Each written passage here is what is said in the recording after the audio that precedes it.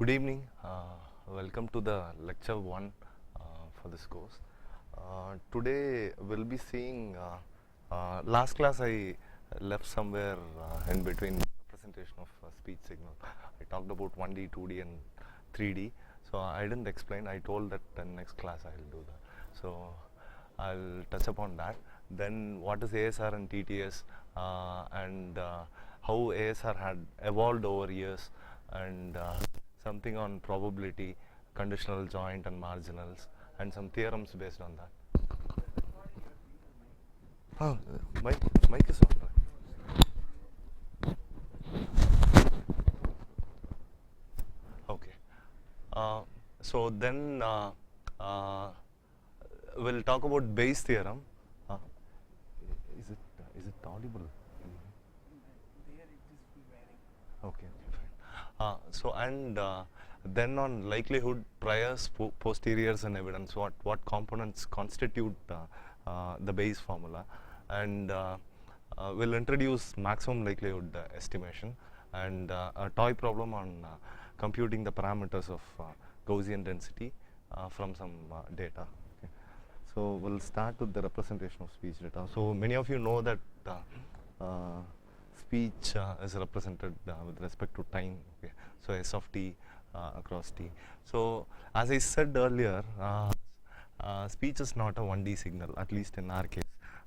This is due to the fact that the time duration of the speech signal itself is a variable.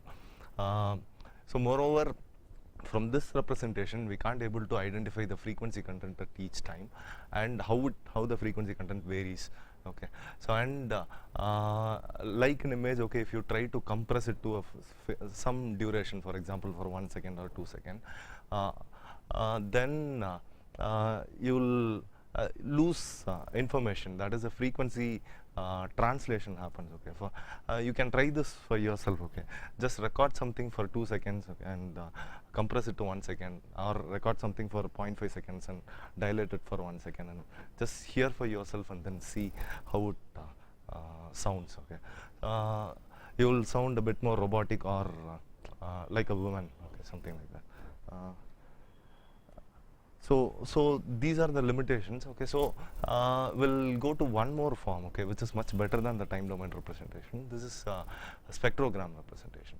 So here this is nothing but one-sided Fourier transform magnitude values of short frames of speech which are stacked together.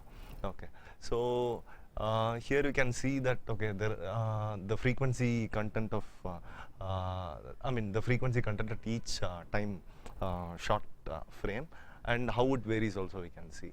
Okay, but still even in this case time is still a variable. So what do? We'll go to some, but even in this case we can just see the frequency.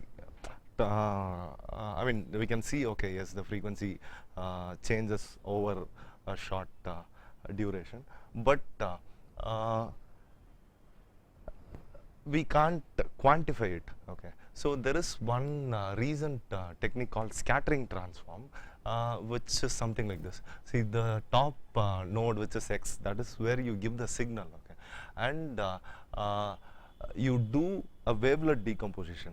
Okay, wavelet decomposition is nothing but you take a small wavelet and dilate it and convolve with the signal, dilate it, convolve again with the signal, dilate it, convolve again with the signal, and so on. Okay, at certain for some scales. Okay, scales of dilation, and for each convolution output are nothing but these child nodes, these 4 child nodes. So at 4 different scales, then each of the convolved output you again do the wavelet transform at each for each scale. So you will get multiple child nodes. Okay, so in this case there are 4, 4, 16 child nodes, and this is nothing but you can view the first layer as a short time Fourier transform itself. That is a representation of short time Fourier transform itself, because you will have how do you compute Fourier transform? Okay, maybe you can view it as a log scale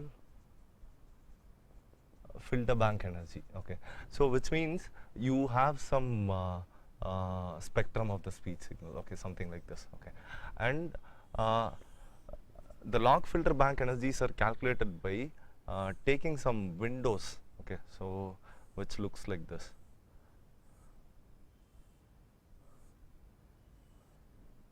As you go further along the frequency axis, the width of the window increases. So this you can call it as Mel scale as well. So it follows certain formula to below certain frequency range, all the filter banks will have same width. Above certain frequency range, okay, it increases in a log fashion. Okay. So what you do is the first coefficient is nothing but you multiply only this window with this spectrum, okay, and integrate all the values together. So you'll get a single value. So that is nothing but your first coefficient. Then multiply this one directly. So whatever the energy you have here, you integrate that one. So that will be something like this, and so on. Okay, so you will get something like this. Okay, so this is what people prefer to use in speech recognition. Yes. Any particular reason that we are taking that filter bank as triangle? No. You can use any filter bank. See, normally in wavelets, people use Gabor. So in that case, in frequency domain, it looks Gabor filters are nothing but it is a Gaussian modulating a sinusoid. Okay, so this is how the wavelet looks like. So if you take Fourier transform of this, it will look something like this. For this scale, okay, it will be something like this. If it's a bit compressed, okay, it looks like this. If it is still compressed, it looks like this, and so on. Okay.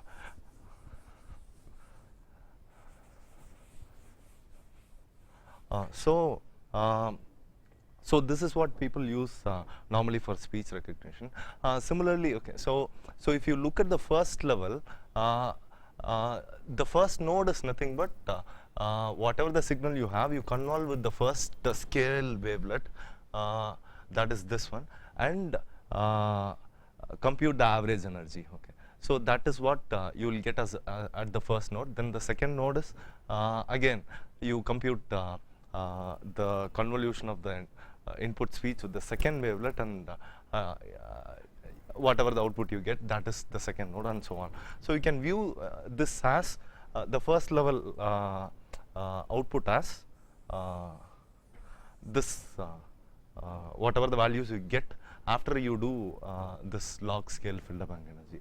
Okay, and this gives the same information as LFBE.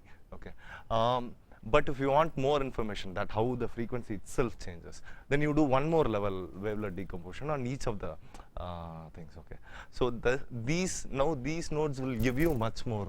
The second layer nodes will give you much more information. And if you still want how the frequency variation itself varies, okay, do one more level, so on and so on. So at some point, okay, you just have to stop. You don't need, because it's a tree. Okay, so and each node will be of n length. Okay, so it increases exponentially. So at some point you have to stop. People stop at 2. Okay, level 2. Okay. So this you can view it as a neural network itself. So here, anyway, the arrows are pointed upwards, but it should point down. So here the representation is not at the last layer. The representation, the signal is represented as the output of every layer is a representation. The first layer gives a fine representation, a coarse representation. The subsequent layers give a finer representation, kind of thing. Okay, so you can use you can stack all the outputs of each layer together and have it as a feature vector and use it for speech recognition. Okay, so that is first level. Yes. We will have the number of this scalar values to the number of like 4 in first level you are using 4. Four scales. Okay, that means 4 wavelet. Next thing, how will The same. See, the thing is, this, let's assume, okay, this first node is low frequency. This is some mid frequency. This is some more higher frequency, and this is highest frequency content. Now, if you are doing wavelet on that, which means it splits the lowest frequency part into 4 parts again, so that it finely modifies finely captures the information about the signal. In that particular low band again. Again it will do. Yes. When we reach the first node, Yes. first level node, Yes.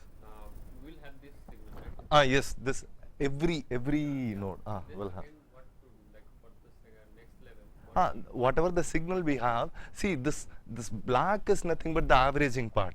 Okay, whatever the black you have, that is averaged. But whatever the node you get, that is whatever you multiply and get. That is the actual wave.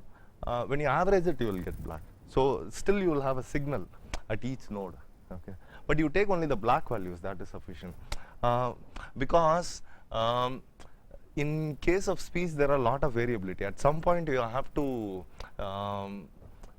okay, you'll average some of the invariance. Okay, whatever the variance you have, then make it as a single quantity so that it captures all the variability. But why we are doing is, for some reason, we can't able to deal with that variations. We have to explicitly model them. But we can't go on forever. So at some point you average and keep it. So that is why we can we can be okay with up to level 2. Okay. So as I told you, now this as level 1 is similar to spectrogram, and level 2 captures variation of frequency content over time. This is good, okay. But did we solve our problem, which is the time was a variable, but even here time is still a variable. So we didn't solve it. So what do we do? Traditionally, okay, they forgot, okay, people forgot, okay, forget about it. We'll model the temporal variability explicitly in the model, okay. Or we'll extract some features using some neural network which captures the temporal variation itself and use that for recognition. So this is one of the recent development that we'll talk about it at the last few classes, where encoder decoder model and all this. Okay. So we'll see in after 4 or 5 classes how temporal variability is modeled okay, through HM. Okay.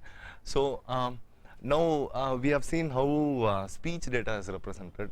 This is how text data is represented using phone, syllable, words, sentences.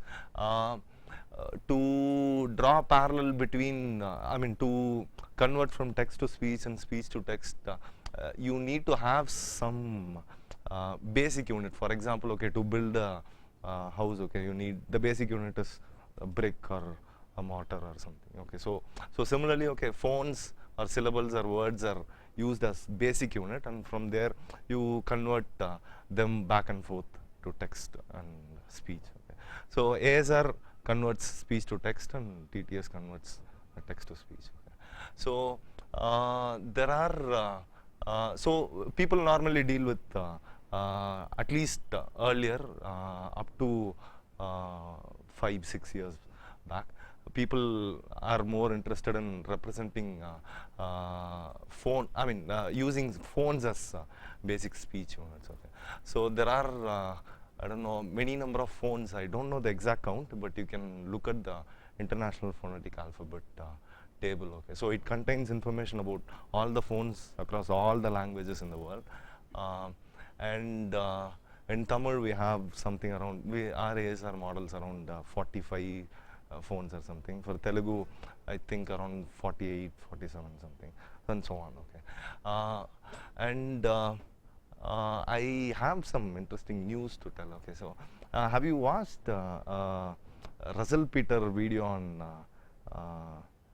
something? He'll go to a country where there will be an exclamation in a person's name. So there will be a name tag. Okay. So exclamation and TOBA or something. So he was shocked. Okay, how to spell that? Okay, so he was like, okay, when you are spelling the name, you should be exclaimed or what, Toba, okay, like that or what. But actually, it means you have to make a click sound, TOVA something, okay. So I don't know whether they are covered in that IPA table or not, but once you can go and check, okay. So I don't know, it's some South African language.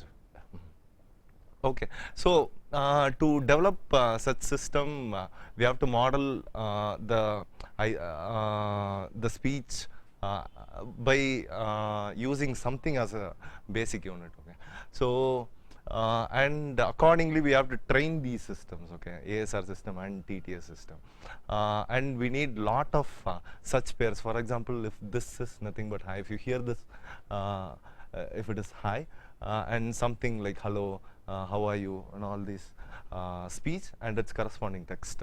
To train both the systems, we need a lot of such pairs. Okay, those are called as transcribed speech corpus. For this, you need data from many speakers. For this, if you want a female voice, you need only one female voice, because if you train with multiple systems, then when it speaks, okay, you will hear multiple voices for each phone. Okay, from some person it will pick, so that is not desirable. So this is trained using single speaker. That has to be trained with multiple speaker, because that is what we are interested in this course. Okay, so and the system can be modeled at any level. Even people were interested at phone level only earlier, but now word level or even utterance level we can model, depending upon the complexity that we wanted and for the task. So next we'll go to the part where how ASR have evolved over the years. Okay. So the simplest technique, okay, which is called dynamic time warping. So this is an algorithm which compares two sequence of vectors. Okay, so if you have a point, I mean a single dimensional points, I mean two of them, which is nothing but on a real line you just have.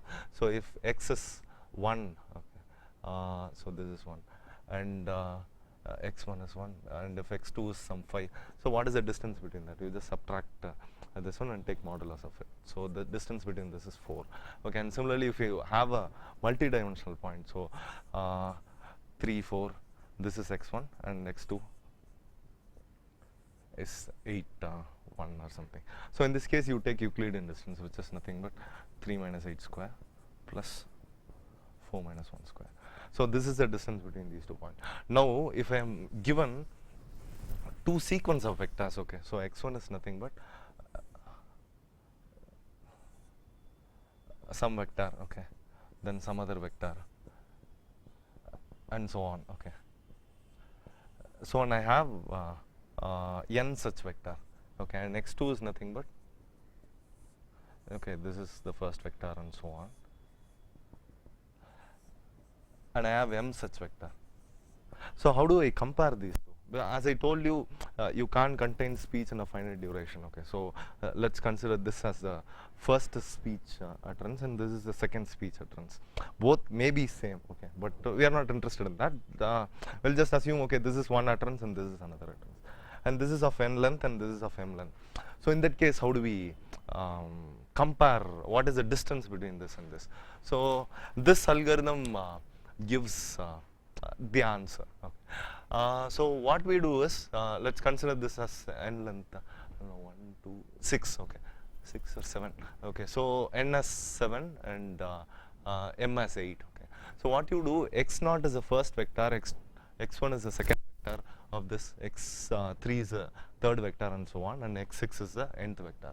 And here y0 is the first vector, y1 is the second vector of this, and y7 is the mth vector of this. Now what you do,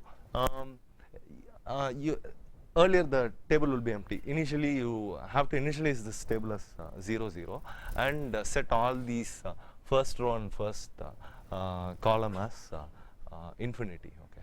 Then you compute the distance between x0 and y0. Okay, the Euclidean distance x0 and y0. Then fill that in that point. Okay. Then apart from the infinity element, you compute the pairs of distance between each other vector uh, across between other vectors in the opposite this thing, and fill this table. Now we have the table filled with numbers. Now from the first point, what you should do, you should either go right or bottom or to the bottom right. Okay, you have to take one step. Okay. So you have to take step in such a way that out of all the three, the step should have the minimum distance. Okay, minimum cumulative distance. Okay, so from the beginning, you have to count how much cost I incur in crossing that path. Okay, so and finally you will reach at the end. Now whatever the cumulative distance you have is the mismatch between the sequence of vector x and y. Okay, so this is nothing but we'll call it as DTW score between the sequence of vector x and y. Okay, now what we do, we have to use this for speech recognition. So what we do is, if you have to recognize two sentences, like, okay, whatever I have told is an yes or a no. So you have an yes utterance, which is of length something, and no utterance. Now I'll speak something. Okay, so I'll record it. Okay, so and that will be converted to a sequence of feature vectors. Now I'll compare the distance between this S and my test speech and calculate the DTW score. That is something, okay, some T naught or something. Now whatever the feature vector I have, the test speech I have, I compute the DTW score with respect to this.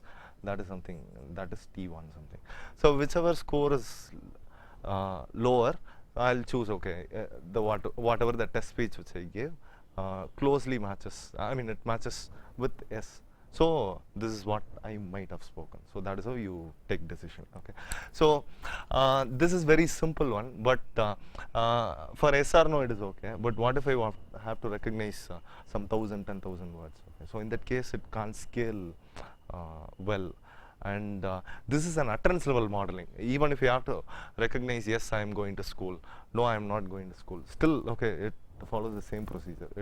It is just a simple template. Okay, the template can be it can be of whatever the length you want. Okay, so and the main problem is this algorithm doesn't scale to, this technique doesn't scale to many classes. Okay, you can recognize only 2, 3, 4. If it is like, the problem is sometimes we speak new sentence. It is not. No, see, as I told, it just matches this. Even it will just match something to it, because in any machine learning framework, if you give something as input, okay, it just recognize whatever the input you have given to one of the classes which is there. Okay, so there are other things like, okay, if not one of them class also. So if it is, but this that you can tell if okay, if the threshold is exceeding some, if these values exceed some threshold, okay, this is highly inadmissible. You must have spoken something else. You can have that kind of decision. But anyhow, we are not interested. These are some baby techniques. Okay. So and this doesn't take care of any other variability. Okay, so it takes care of the temporal variability, whatever, because we are doing which is like kind of aligning the x sequence of feature vectors of x and sequence of feature vectors of y. And if you can see, this path will tell you about the alignment, the best alignment between x and y. So we are doing that alignment, and on that aligned path we are calculating the score. So which means it takes care of the temporal variability. Okay, but apart from that, it doesn't do anything. It doesn't model any other variability. So okay, so to avoid that problem, people have used hidden Markov model, which is successful even today. So here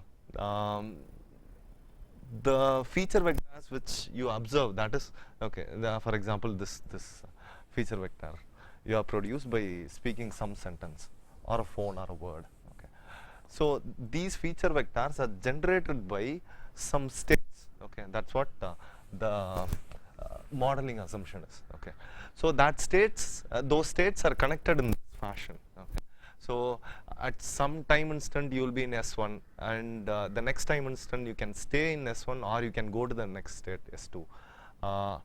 You can stay forever.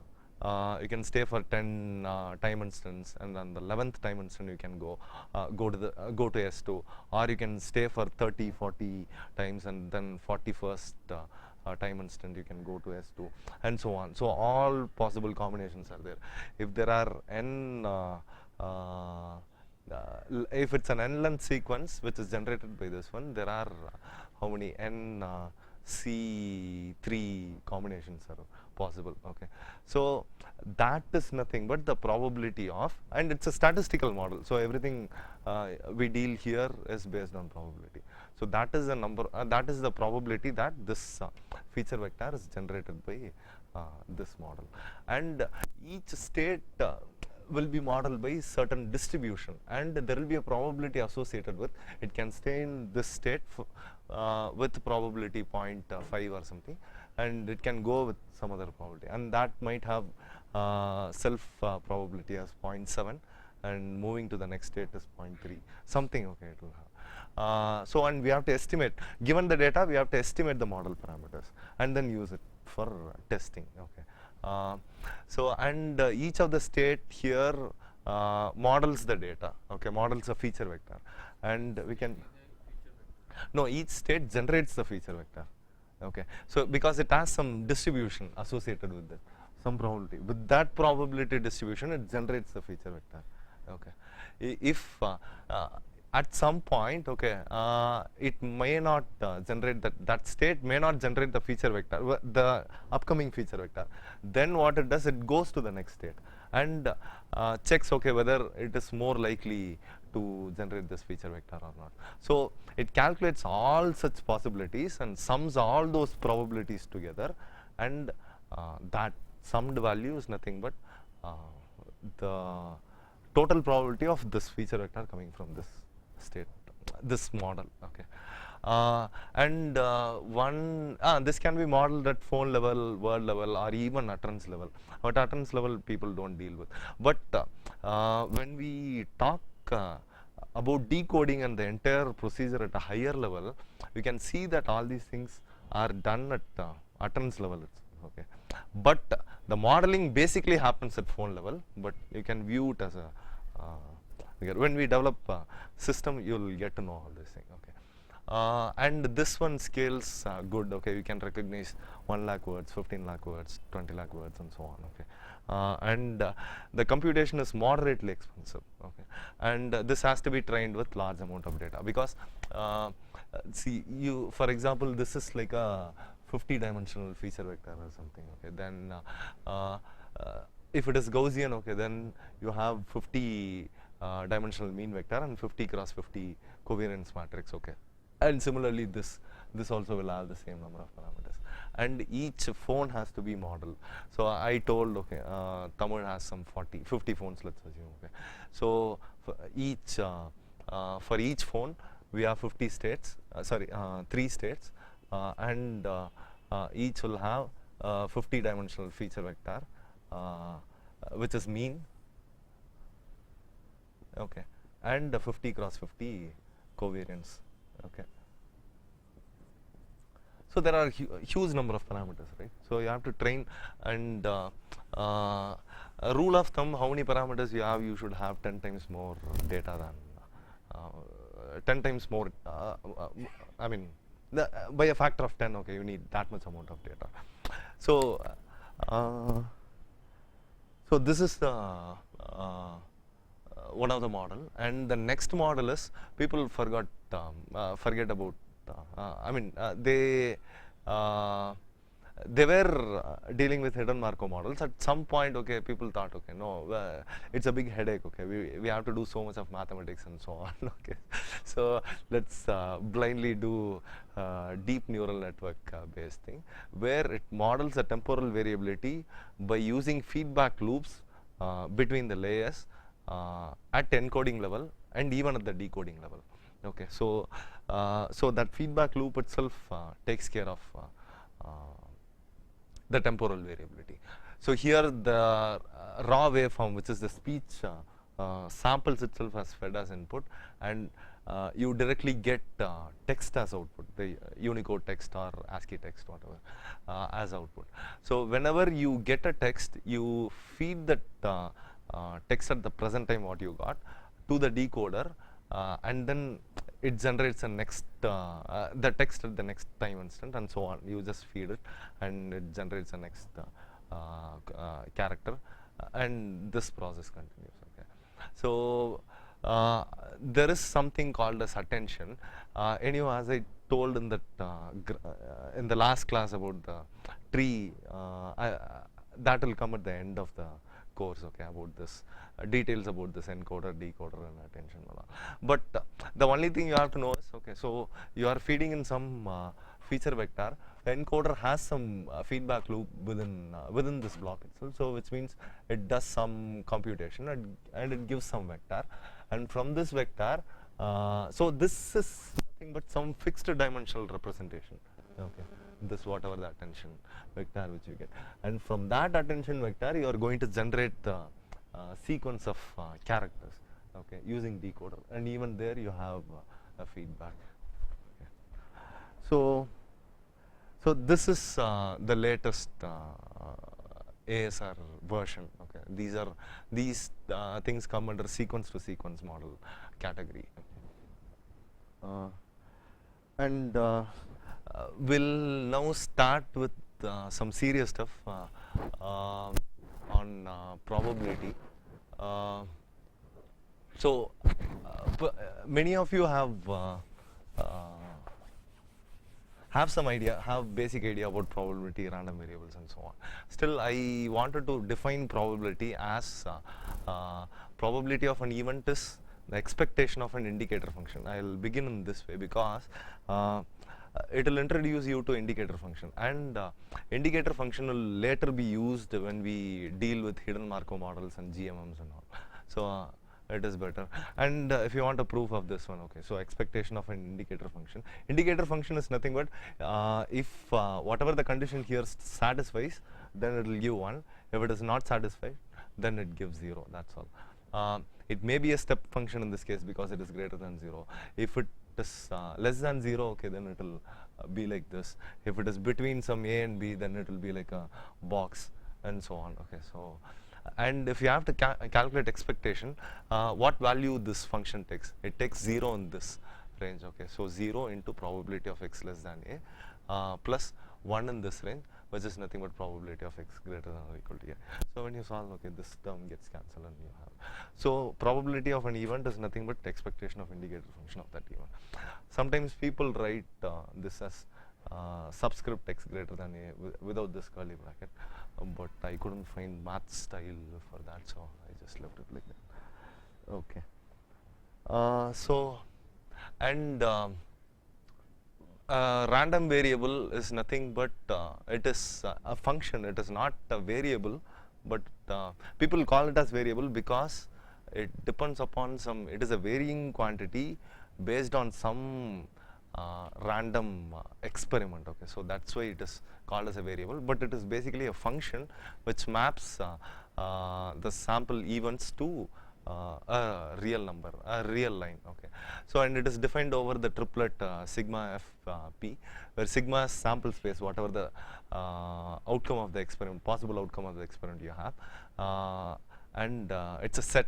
Okay, so and f is the sigma algebra generated over this sample space, and p is a measure. Okay, it's a probability measure, and using this triplet only, this triplet is called as a probability space.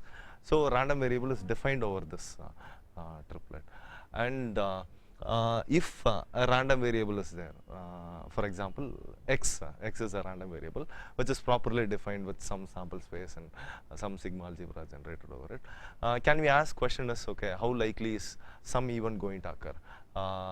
For example, let's say if it's a simple throwing a die, okay, so how likely an odd number can occur? So can we ask questions like this? Okay. So yes, we can. Okay. So and how do we quantify them? Okay. So to quantify it, we have something called as probability distribution function. And whenever I use capital PDF, it is maybe a cumulative distribution function or a probability distribution function or a in case of discrete and continuous. Okay. If it's a small PDF, it's a probability. It may be a mass function or probability density function. In case of discrete or continuous, so you have to cope up with that. Okay. People use some other notation, but I use capital PDF and small PDF. Okay. So it is defined as capital F of fx of x. I most of the time won't use this subscript, but it is good to use subscript. Okay. Capital Fx of x, which is nothing but the probability of the random variable taking any value which is less than or equal to x. So this is how it is defined. Okay. So this everyone knows about Gaussian. Okay. So this is how a probability density distribution function of a Gaussian looks like. So and forget about this. Okay. Now. Okay, but okay, anyhow, if this defines the entire random variables characteristic, then why do we even go for this? So from this function, we can just calculate, okay, what is the probability that the random variable can take any value which is less than or equal to 5, okay, or any value which is greater than or equal to 4, or any value between 1 and 6, something like this. Okay, maybe, okay, I'll write that. Okay, between 1 and 6. So these are the kind of questions we can ask. But what if I wanted to see what is the probability that random variable can take a value 3, exactly 3. So in that case, how do we do that? You must have done a lot of assignments in your courses, okay? So and generated some random numbers with Gaussian, for example, zero mean and unit variance, and the more likely number which you can get is 0, okay, because it is a mode, okay. But how often do you get exactly 0 as one of the sample? You never get it, right? Because that your computer is not faulty, but the thing is, in a continuous, for a continuous random variable, the probability of a discrete event is always 0. So this will never be non-zero. I mean, you have lot of, the sample space is huge, right? The entire real number. So cardinality of real number is actually infinity. So this will be actually 0. So in that case, you can never calculate a discrete event's probability using this function. So what do we do? Let's assume, okay, let's take, so you know how to calculate this one. That is, you just find the value at 5, okay, whatever, sorry, at 5, whatever the value is there, just find. And this one is nothing but 1 minus of whatever the value you get at 4, okay. And this is nothing but whatever the value you get at 6 and whatever the value you get at 1, you subtract that. So you will get this value, okay. But how do you get this one? So this you can see as a limit, okay. So if x is between 3 minus and 3 plus, okay, or maybe 3 plus something, okay. So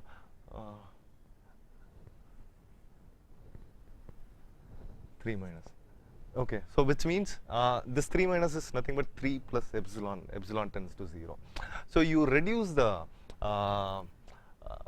width of the epsilon. That is the value of epsilon, which means that you have 3. Maybe here. Let me have it as 1 only. Okay. So at 1 you have something, and you have a rectangle here, and reduce the width of the rectangle, and subtract the values of the height of the sides. Okay. So what it tends it is nothing but it tends to the derivative value of that function.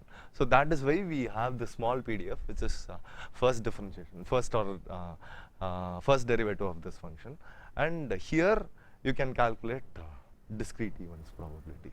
Okay, so that is how, that is why, and in none of the cases we will be using this PDF. We can forget about PDF after this class. Okay, I will be using the small PDF only every time. Okay.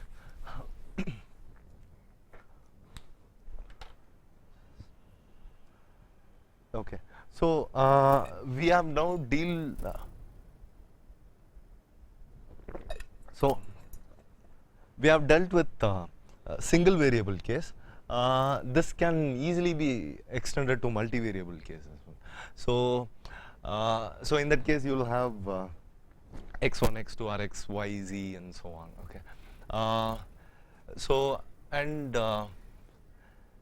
how do we, so in a single variable case, okay, we have that fx of x something. Okay, if there is one more variable which is y, okay, then you will have fy of y and so on. But what if I wanted to model both the phenomena in a single experiment? So in that case, you have to define a joint density or distribution function. So only if you have, so this you can view this as a golden rule itself. That's why I have written. So you get only the joint distribution of the variables. You don't need any other information at all. Okay, so it means like everything that is happening in the world. Okay, I mean philosophically speaking. Okay, whatever happens in this world is based on joint distribution of whatever the randomness, random variables which God had developed. Okay, something like that you can assume. Okay, so but if you are focused on, okay, what I am going to do, you marginalize all the other random variables. Okay, and focus only on yourself. So that is nothing but marginal density. And what if I was born as a poor, or what if I was born as a rich person, or what if I was a president? That is nothing but you are giving a condition. Okay, that is if I was a president, that factor is set a value, and what is my action. So I am the random variable, and the other random variable, that is my occupation, is president, which is already set. Okay, so that is conditional thing. So we'll deal with all these things in the next slide. So that, as I told you, if you capture the joint distribution, that is whatever the value x can take and whatever the value y can take, if you capture this one, then that is sufficient. Okay, so and each and every point of that function, that f x can take a value x and y can take a value y, that tells that at the same time these both even should happen. What is the probability of that one? So if you capture all the value, that is this joint distribution, joint density function. Okay. So if I am given a joint density function, then how do I characterize only one of the variable? As I told you, you marginalize. Marginalize is nothing but integrate all the function from all the other variables. If it's a 3 variable, which is x, y, z, then you have to integrate with respect to y and z, dy dz, and you will get f of x, and so on. Okay. Now, so which means, okay, it discards all the effects of all the other random variables. Okay. And what if I am interested in, say, only one random variable, but I know some information about the other? Okay, I might know some information about other random variable, or I might not know. Okay, so now if I don't know, so I have put both the cases here. So in this case, it's a I'm dealing with three variable function. Okay, and I don't know any information about z. Here I know, and I know some information about y, and here I know some information about z as well as y. Okay, so in both the cases, how will the conditional distribution work. So, so what you do is, let me illustrate it graphically.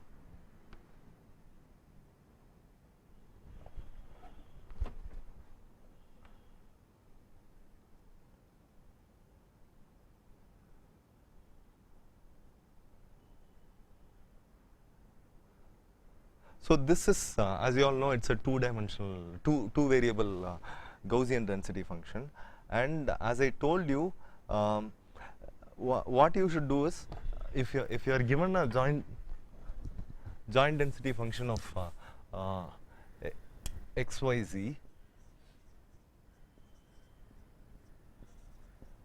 okay, and if I wanted something about x, okay. Maybe, okay, as it is 2D case, okay, we'll first deal with 2D, okay. And if I wanted something about what is the characteristics of x when y is 3 or something, then what you do, you substitute 3 in this function for y, okay.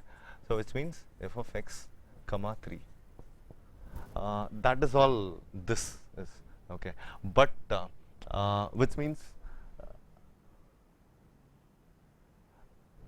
there are two variables, x and y, and this is a function. What you do at y, let's take this as y axis. At y, when y equal to 3, which is somewhere here, okay, maybe I'll take it as 1 itself. For the graph, it's easier. So what you do, you just slice this graph at 1, okay, and whatever the trace you get, what do you call that, okay, the cut, okay, so it'll look something like this, okay, something, okay, and it depends upon only one variable in this case, so that is x, okay. So this is what f of x comma 3, okay, and what will be the area of this function? We don't know, okay. It can be anything. Can this be called as a probability density function?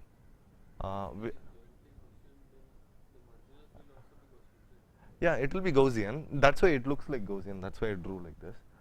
But it has a character. But is it a probability density function? No. There is a property, right? It should the area should be equal to 1. Okay. Can you ensure that the area is 1? No. So what do we have to do in that case? Y should be variable, no? The whole area should be 1. Whole area should be 1, but what about the area of this function? So the whole area for this joint distribution is 1. There you have two variables. Here now you have only one variable. Okay. And what will be the area under this function? This function is nothing but f of x comma 3, and it varies with respect to x. Okay. So what you should do is you just compute the area and divide this curve by it. That's all. That is.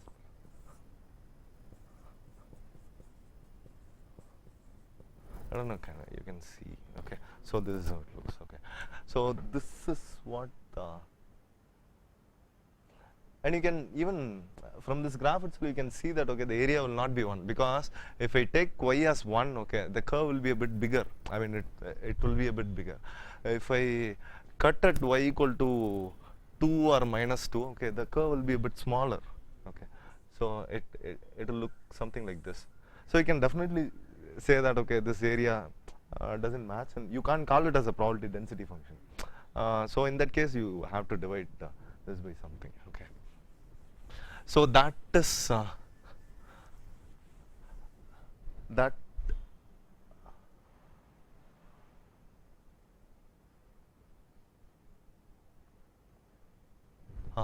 So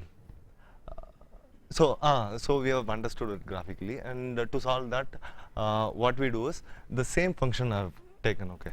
So in this case, it can be called because whatever the numerator I have, I just this is a single variable function, and I calculate the area under this curve and divide this function by that function. That is, this is the same, and as this is a function of x, you integrate and with respect to x and get the value. If you divide the function by that value, then it can be called as a density function. And similarly for this case, so if I know some information about both the variables, you substitute the value in the joint density for both the variables and calculate the area and divide by it. Okay, so now this can be called as a proper density function. Okay, and I have not covered expectations and all this thing, but expectation also, the conditional expectation, joint expectation, they are they follow similar lines. Okay. So and coming back to one of the most important theorems, the Bayes theorem. So Bayes theorem connects these conditional and marginals together. Okay, so it is nothing but if there are two variables x and y, f of x given y is nothing but f of y given x into f of x divided by f of y. The left term is called posterior, and that if you invert the condition and whatever you are measuring, then it is likelihood, and for one other quantity it is prior and the other it is evidence. And we'll see what each term means. Prior is nothing but you have some belief about a random variable. For example, if I give a coin, you will have a belief that everything is minted in a proper place. I mean, everything is minted properly and they are checked, and so there will not be any bias. So head and tail are equally likely to occur. So 0.5, 0.5. That is your belief you have. Or if you want to know about people from particular region, so they are always I don't know, people from Meerut or Muzaffarnagar or something. They are so violent. So you have some prior knowledge. So something like that. And likelihood is generally you will be dealing with models and data. So likelihood is nothing but what is the probability or what is the likeliness that data is generated by that model. And the posterior is nothing but you have some proposition. For example, if this is my hypothesis, I take all evidence into account, and I take all my beliefs, that is prior beliefs, into account, and then using this Bayes theorem you calculate something. I don't know whether Bayes theorem or not. Using that you calculate something. That is nothing but posterior, and evidence is you have obtained something, that's all. Which it is usually neglected because that is used only for scaling. So it had already occurred.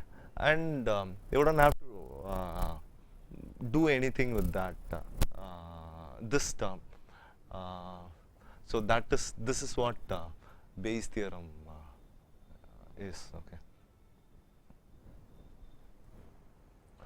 But there are still some techniques which involve evidence approximation in Bayesian learning technique, because in the first lecture, in the 0th lecture, I have told about variational inference and sampling and evidence approximation, Laplacian. So they deal with some of the terms here, and evidence approximation deals with approximating this the denominator term.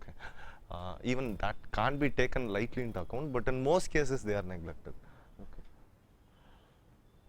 So generally in machine learning, the problem is so you are given some data and you are asked to do classification or regression.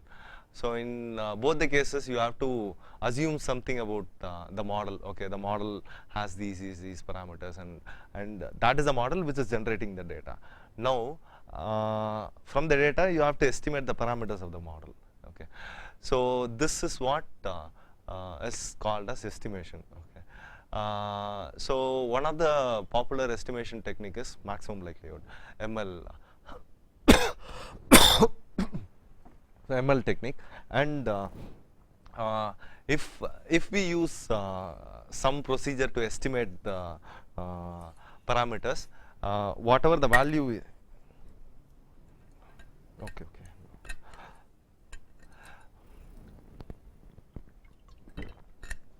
from the data, okay, for example, if we have to estimate some parameter a, okay, from the data d, which is nothing but some set of values, okay, estimator is nothing but a function of all the data points. I'll call it as d, okay. So this estimator has to be, I mean, preferred properties of this estimator are unbiasedness, okay, that is, it should not have any bias, and minimum variance and consistency. Anyway, we will not deal with all these things because these are irrelevant for this course, but still, as we are dealing with, why I am telling you is, we will be dealing with huge amount of data, okay. So even if I have slight inconsistencies, okay, as n tends to infinity, I am somehow going to get it to be consistent. And as you know, okay, when you have large amount of data, the estimator's variance will also reduce, okay. And unbiasedness, there is no strict way to check, but as we will be following proper procedure to estimate, it ML by default is, in most cases it gives unbiased estimator only. So this is also guaranteed, let's assume, okay. So so we'll take ML for granted, okay. So yes, ML is a good estimator, okay. ML technique gives a good estimator, okay. So in this class, we'll talk about the maximum likelihood procedure for estimating a Gaussian model parameter, parameters of a Gaussian model given some independent and identically distributed data samples, okay. So which means, as I told you, okay, in all the machine learning cases, we have to assume a model, and that would have generated the data, okay. And from the data, you have to estimate the model parameters. Now this is the data which I have, and this is the assumption which I am making about the model, and now I have to estimate the parameters of the model. This is what we will be doing throughout this course, okay. Given data, there is a model assume, estimate its parameters using maximum likelihood in this case, okay. So in the next class, we will deal with map, sir.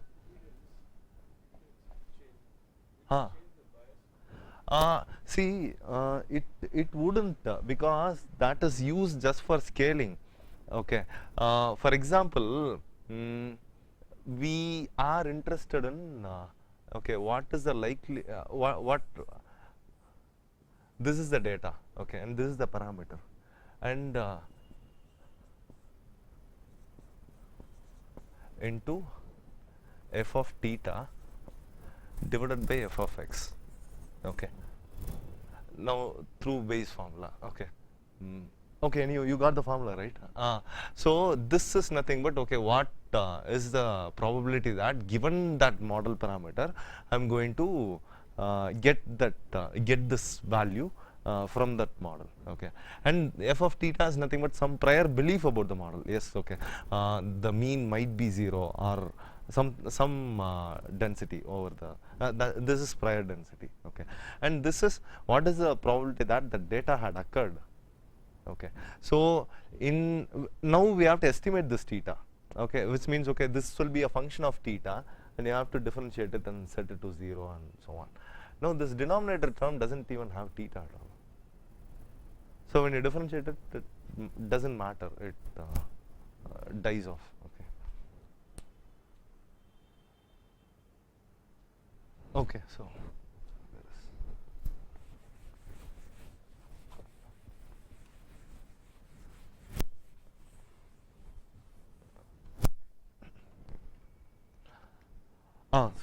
so the assumed model is Gaussian, and we are given some IID samples, okay. So why IID samples? Because in in theory, these IID samples are very important. They see you will be doing an experiment repeatedly. Okay. For example, if I toss a coin, if I get head 100 times, okay, and if the coin's probability of getting head is half and tail is half, and the 101th iteration also, I should get with equal probability. Okay, you can't tell, okay, 100 times I have got head, so most likely this will be head. So we can't tell like that. So that is why it should not depend upon the previous whatever the number of times you have done the experiment. So that is why independent. Okay, and identical means every time you do the experiment, the coin should not change its state. Okay, that is, it should not get deformed or something. Okay, so the experimental conditions should be the same, which will ensure that the distribution is ideal. It is identical. Okay, so and we'll see why this IID assumptions come in handy. Okay, when we derive the estimator. Okay. So we know we are given the data. Okay, this data is it's not a set actually; it's a multi-set. Okay, so there are n samples. You know the difference between set and multi-set, right? So any element can occur any number of times. Okay, so in a set, if you can't have a set like 1, 1, 3, 4 or something, but in a multi-set, okay, we'll call it as, okay, then let's call this notation as multi-set. So you can have elements like this. Okay, so so given this data, and this data is generated by this model. Okay.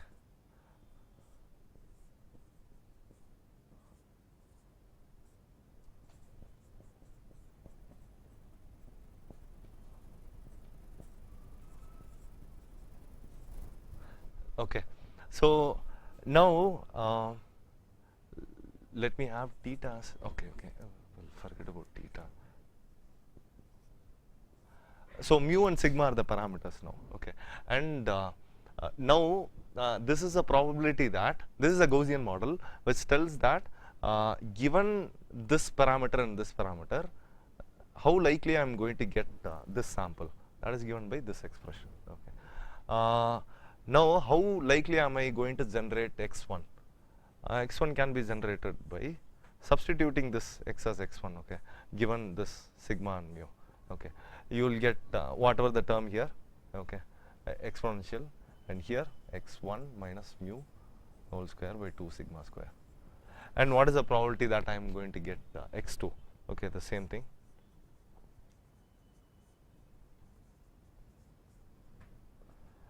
The same thing. Okay, x2 and so on. And up to xn, the same thing.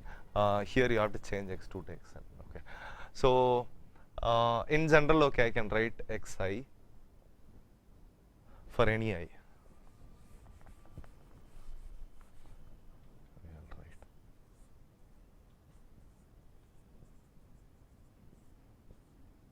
Okay, this is what the probability I am going to get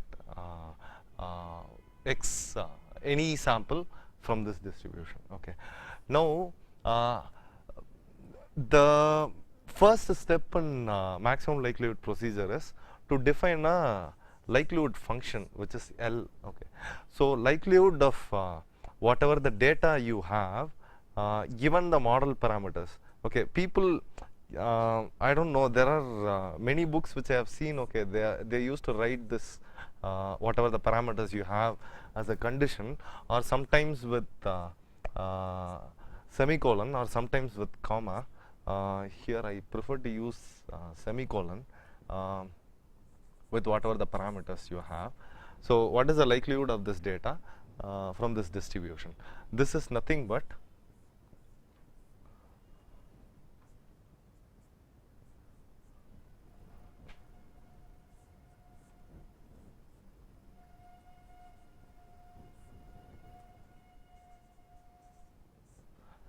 this one.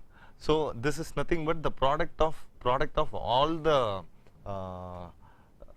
individual likely values. Okay. So why did I write it as a product? Okay. Then what should it have actually been? It should have been a joint. What is the probability that x1 and x2 and x3 and x4 up to xn coming from this one? Okay, that should ideally be the case. So as I told you about the golden rule, okay, so here maybe you can even view this here itself. Okay, so this is nothing but x1, d is nothing but x1 to xn, and this is nothing but f of whatever the vectors you have a huge I mean n variable joint density function. Okay, now as it is independent, you can break the bigger the n variable function into n one variable function. So that is this one. As it is identical, we have the same f. Okay, so the status of f1 is not a Gaussian, the other sample is not from an exponential distribution. Everything is Gaussian with that same mean and variance. So you have this function as fixed. Okay, now this is the likelihood. What happened to this?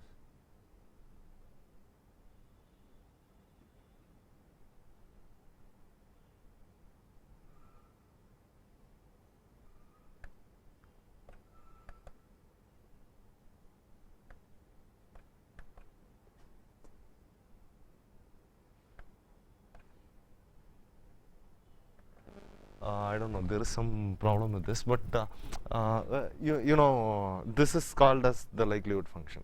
Now you expand this likelihood function.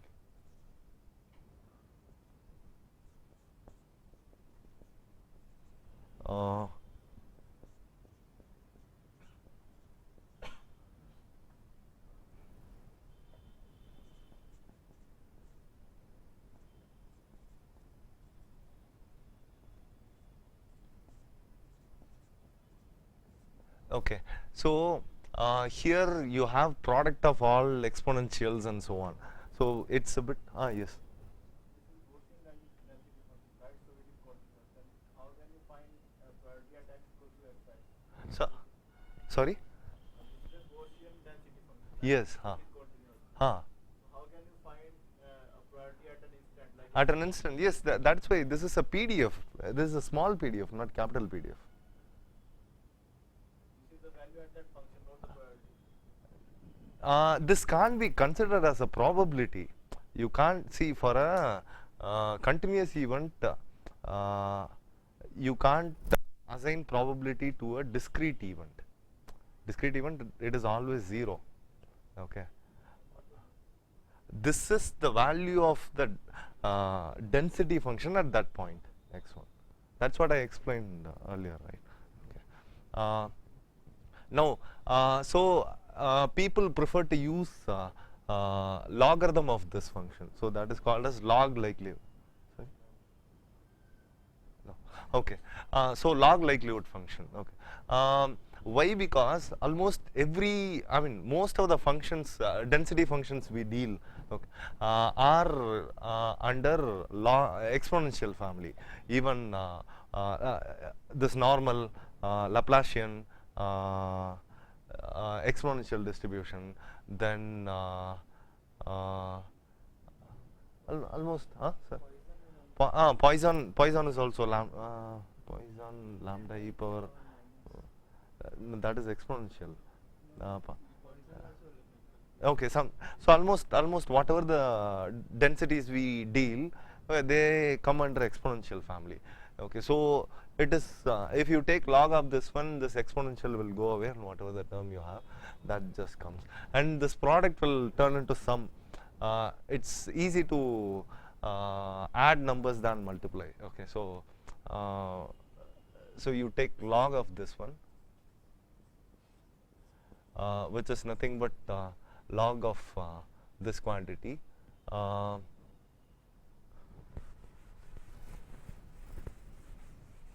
which turns to sum of so before taking log, what you can do is this quantity is multiplied n times. Okay, so you can take it out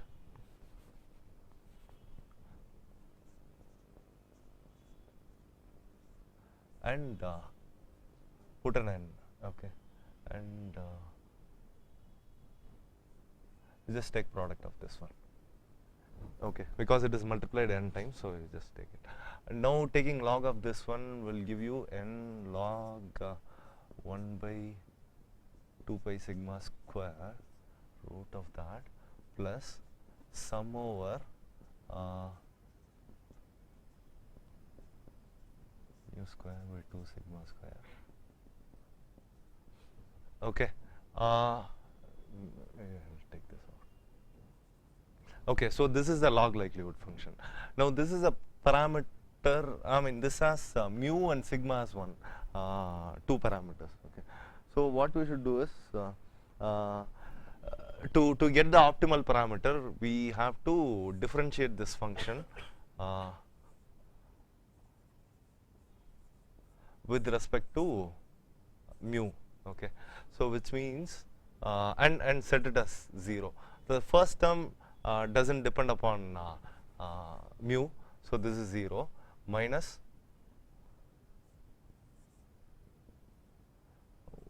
12 2 xi minus mu by 2 sigma square. Okay, so this should be equated to 0. So 2 and 2 gets cancelled. Now we have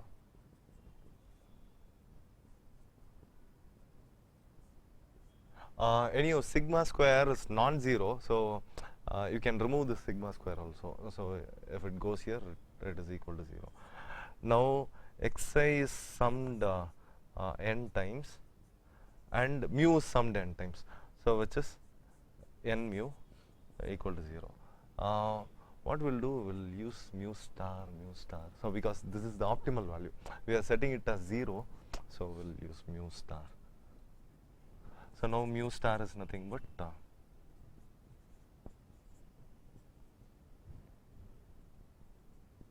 okay, so this is the maximum likelihood estimator for the Gaussian model's mean. Okay, and similarly, okay, if you have to compute the variance, you just differentiate this with respect to sigma and then set the value equal to 0. And I mean, you can easily derive sigma to be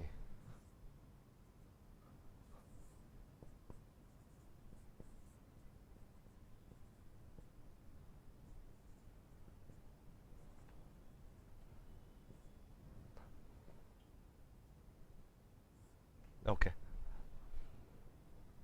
So this is what this mu star is nothing but whatever the sum we got here. Okay, so this is your standard deviation. Okay, so this is the parameter which we get when we differentiate this log likelihood with respect to sigma, this parameter, and set it as 0. Sorry, sigma star. Okay, so and one important note, we wanted the estimator to follow certain properties, right? Unbiasedness, minimum variance, then what other, consistency, and so on. So see, the mu star which we got, okay, this estimator is consistent. Okay, this estimator is consistent. Okay, this estimator is unbiased, and this is minimum variance, and but this one is not unbiased. This is biased. Why? Because let's remove the root and have sigma square. Okay, so it will be easy for me to explain. Okay. Why? Because okay, I'll tell you what. This is not unbiased, which means it is biased. Okay, and this is unbiased. Okay,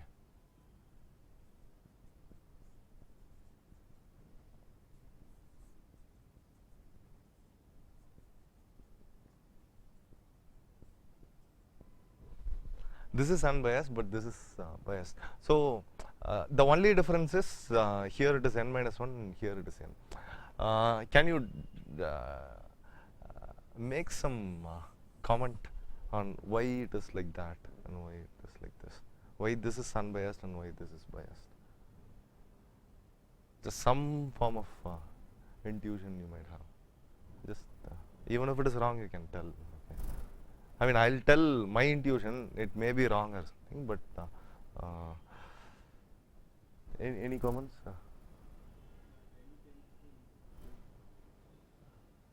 Sorry.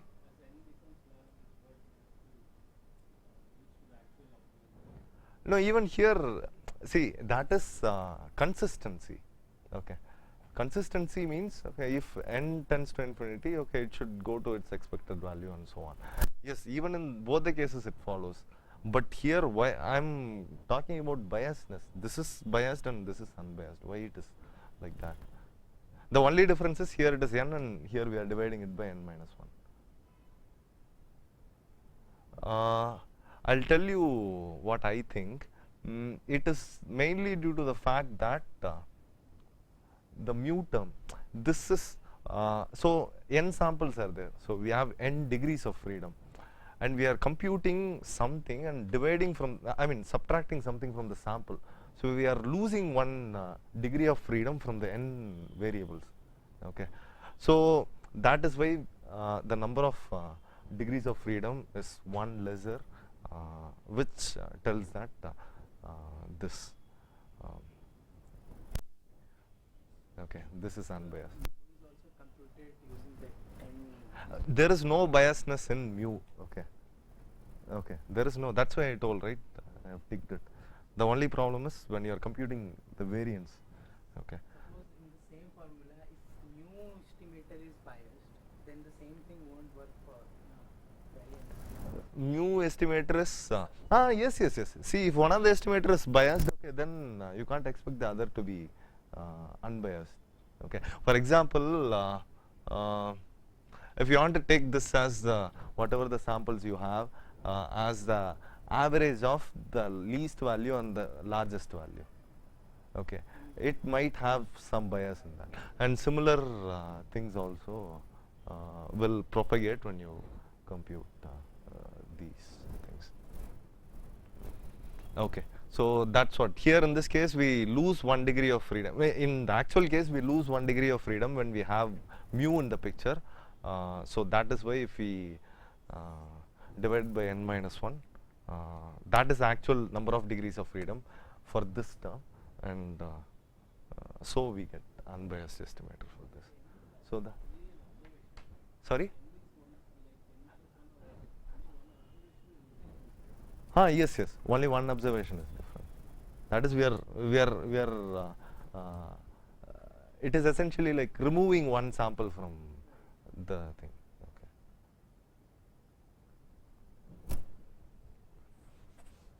Okay, so this is the optimal ML estimator for Gaussian case for a single variable. You can look at multivariable. It's very simple. Okay, you just need to know some matrix identities. Okay, maybe when we prepare the scribes, okay, we'll include that as one of the some portion in the PDF. Okay, okay, so you can even you can try it for yourself for multivariable case. We'll talk about the same problem, Gaussian model generating IID samples in a map setting, which is maximum a posteriori setting, in next class. Okay. Any questions?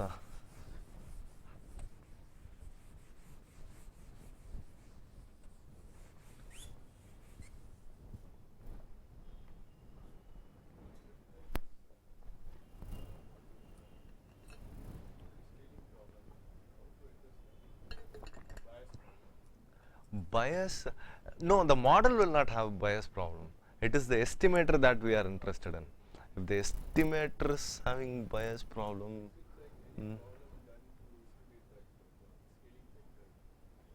see, if the model is, see, if the estimator is having bias, which means it is not an optimal Model might be correct, but it is far from what we want Huh. with some scale.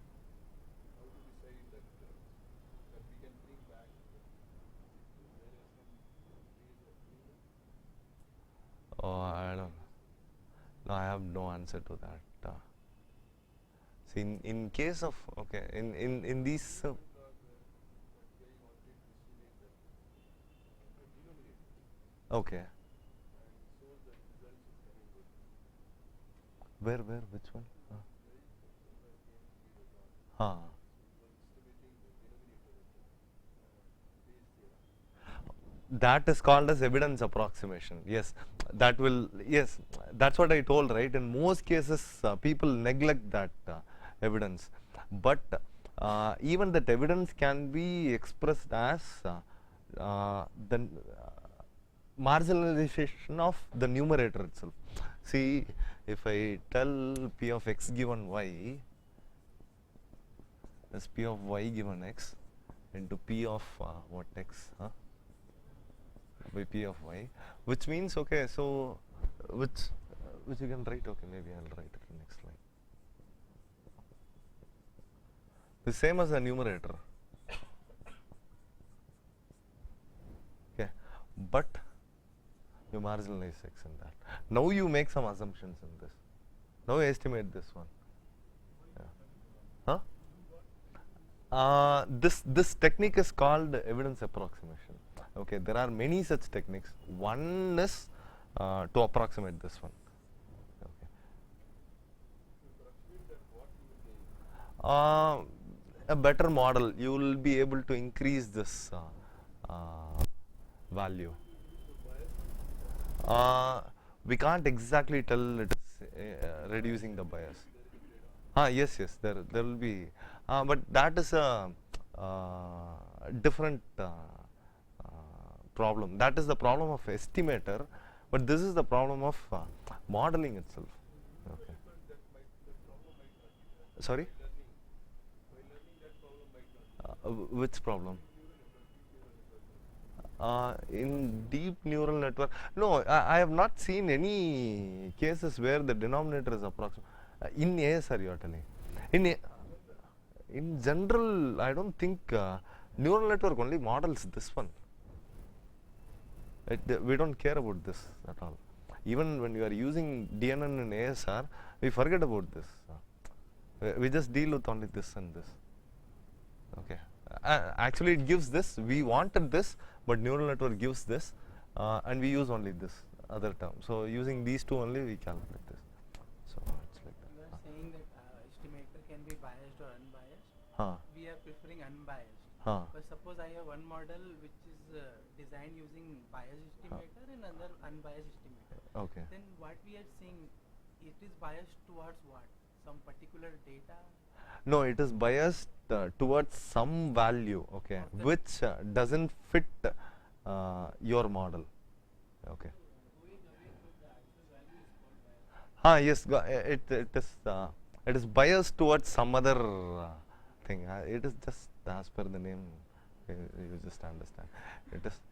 Means this system. See that is nothing, man. See you have there is a formal definition of what is biased and unbiased. So which means you have an estimator. Okay. So the estimator is theta. Okay. The true value of that is some theta star or something. So the expectation of this one minus this, I don't know, modulus or something, should be equal to 0. Okay. So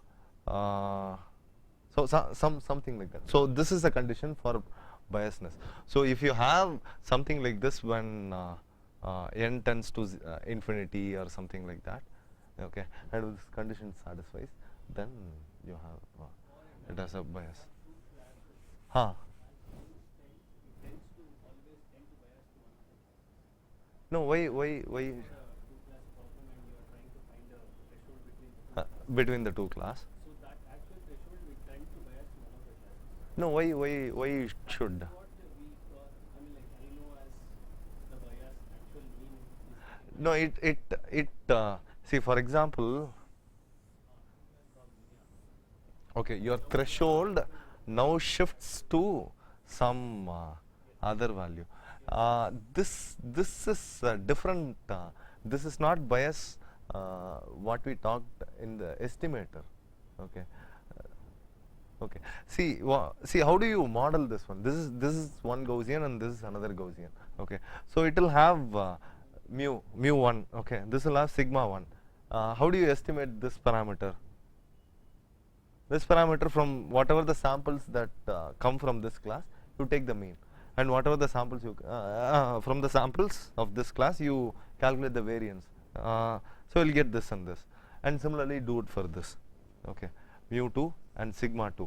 Okay, now that's all. These two are the problems of the estimator. That's all. Everything is done. Now your whatever the bias you have is the bias in classifier, not the estimator. Okay. Now when you classify, you can tell, okay, mu 1, mu 2. Okay, I'll take the average of mu 1, mu 2 as a classifier. So that is your model. That is what your classifier model is. Okay. So there will be a bias in that, but that is depending upon your modeling of the classifier, not the estimator. That's a different story. This is a different one. Okay.